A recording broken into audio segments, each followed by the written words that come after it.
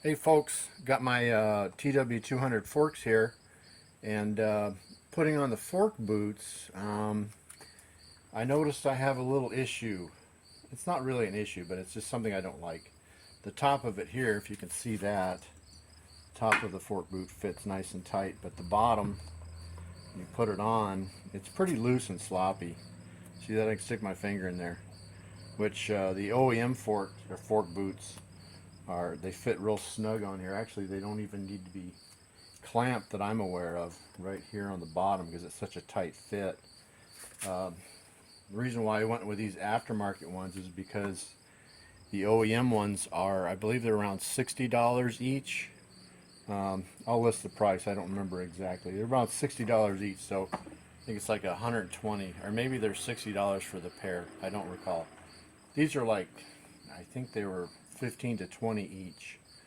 But anyways, with this sloppiness like this, if you can see that again, stick my finger in there. They're stretchy, but I just don't like it. Um, with the sloppiness like that, I didn't want that. So what I did was a little modification, and I'll show you what I did here. I got some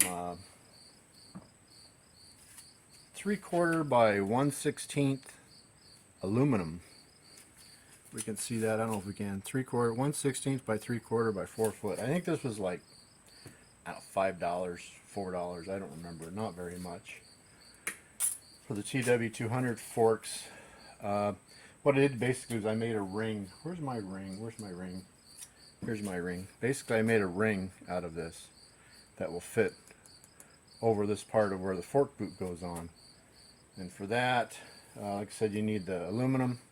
It's going to be 6.5 inches or 165.1 millimeters.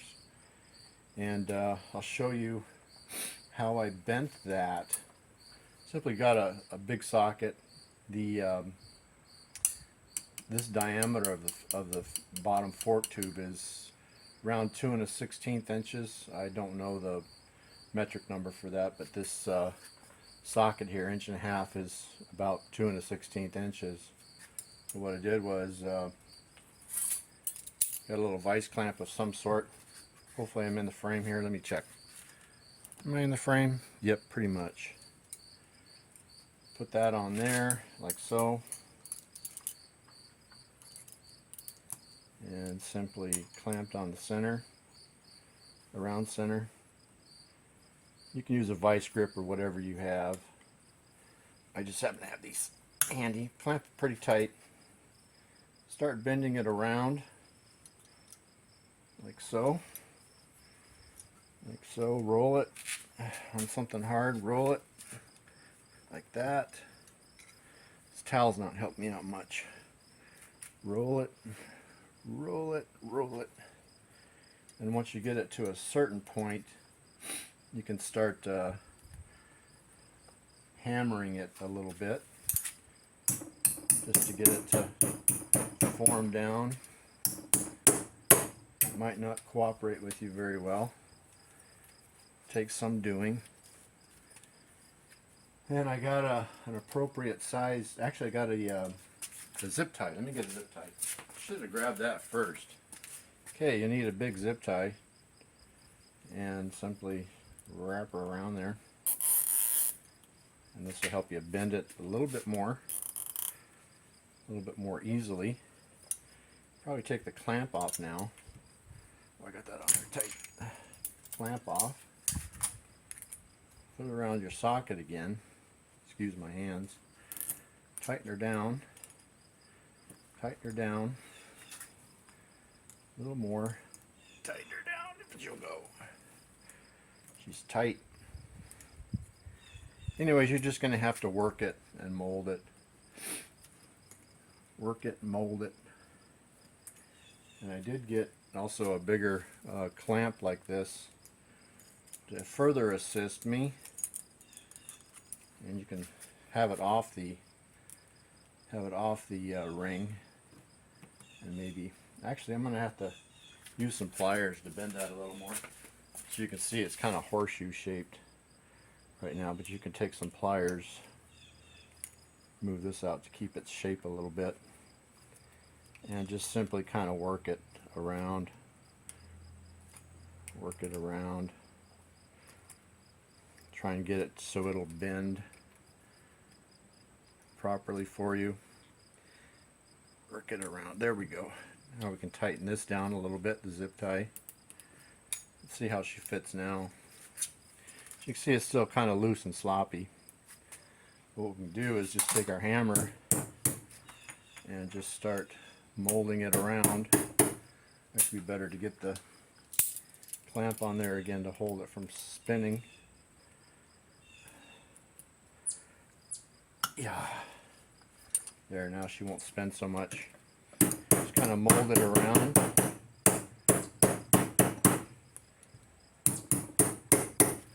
And get them weird spots out a little bit.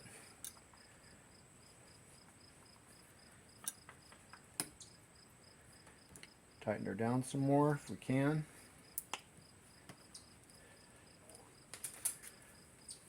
Mold it around a little bit more. If the zip tie breaks, so what? You can get another zip tie. And then you can take your clamp that'll go on.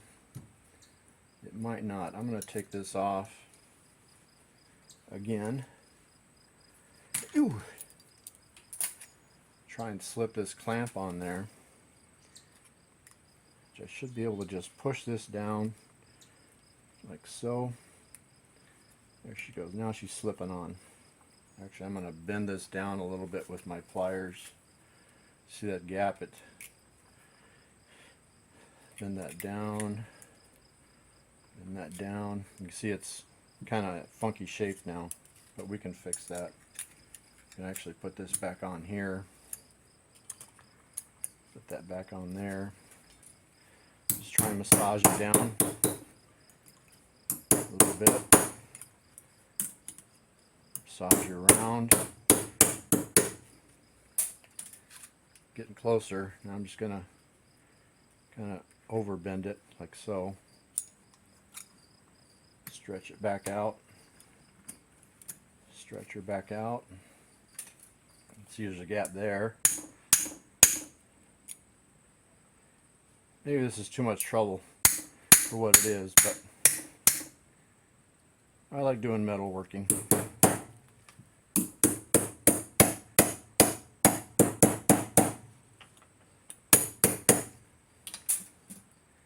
Kind of a hack job, ain't it? I'm going to put my clamp back on here. Just take it off, bend it down, put it back on, and let's just clamp the snot out of it.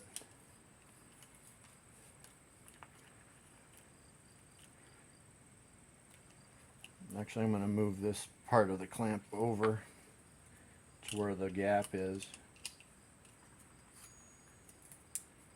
I can twist it. Let's pull it off and twist it. Twist her around and put that right there. Okay. Let's just over bend it some more. Just trying to get it round, just trying to get it somewhat pretty. There we go. That ain't too bad. Okay. Let's put it on the fork.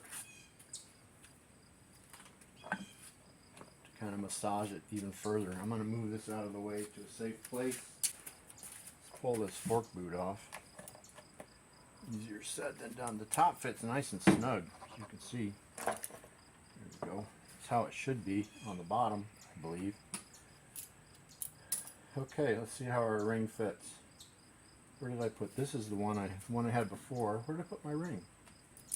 Ding dong, dang it. Where'd it go? Oh, it's in there.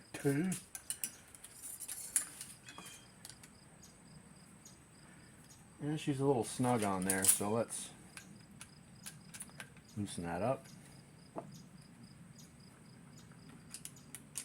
Loosen it up. Bit more, bit more. Loosen that up. There we go. Now it's on there. I can tighten the snot out of it. See how she does. There. As you can see, Maybe you can't see that, I don't know. Fits nice and snug now. Now this one's all greasy grimy because I got fingerprints and oil all over it, so I'm not going to use this one for what I'm doing. I just did that for demonstration purposes. I've cleaned my top of my fork here. I've got a newer ring that's clean. No dust, no oil. Hopefully not. I'm going to be using some gasket maker stuff. I'm simply going, I should lift this up so it doesn't, I can get around there a little bit more. What shall I use? Piece of wood. Piece of wood. Yes. We shall use a piece of wood. There we go. Looks like I got some more fingerprints on there. Maybe not. Okay, gasket maker. Put this on. I'm going to spread a very thin coat of gasket maker on the inside of this. Not a lot, just a little bit. You see that? This can be a little messy. Just a little bit. Spread it around in there. This was what I'm doing basically is I'm just gluing this on to the fork tube. A bit there. Okay, set that aside. Put a little bit of gasket maker here. Not a lot, just a little bit, just a thin layer.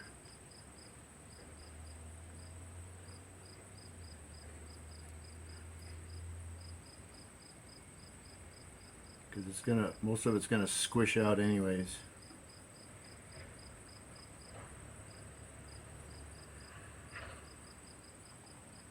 Okay, there we go. Clean that goo off.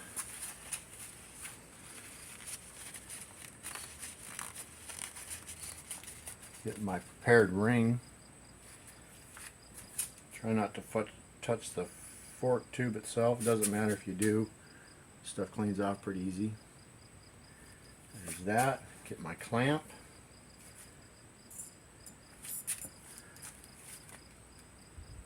Open her up a bit. Better cap this quick before it starts curing.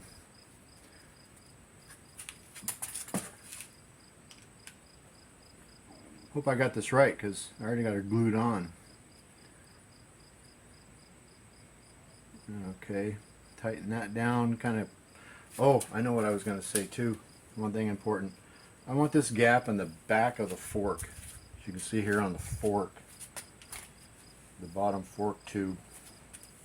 This is going to be facing front. I want this facing back, so I'm going to spin this so that gap is facing the rear of the fork, just to avoid any kind of water, dust, dirt infiltration. Try and minimize that as much as possible. Spin that around so I know that's at the back of the fork tube. I'm going to tighten this down.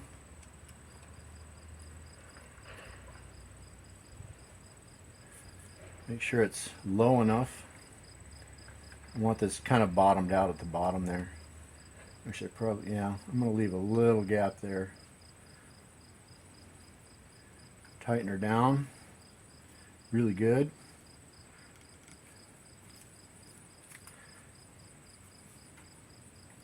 There we go. Clean off any residual crud I got on here, which I know I do. Okay, there it is. I'm just gonna take and smear this around. You can wet your finger too to get it to be a little bit smoother, but I think we're good just where we're at.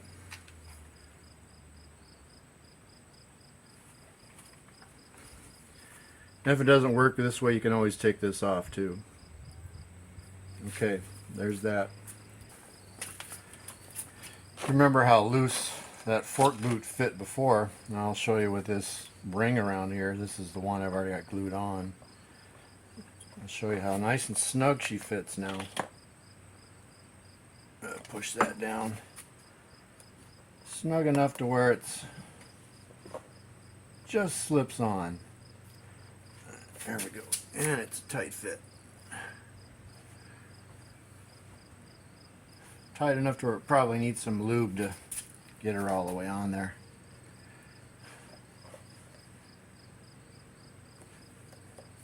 It's still pretty stretchy, but you can see the difference. And now I can put a zip tie on there and hopefully she won't come off. Hopefully that's all in view. Anyways, that's my little hack for getting a more snug fit on these fork tubes. Hope you found that helpful, informative. Just need a few tools and some cheap aluminum and you're good to go. Frostbite out.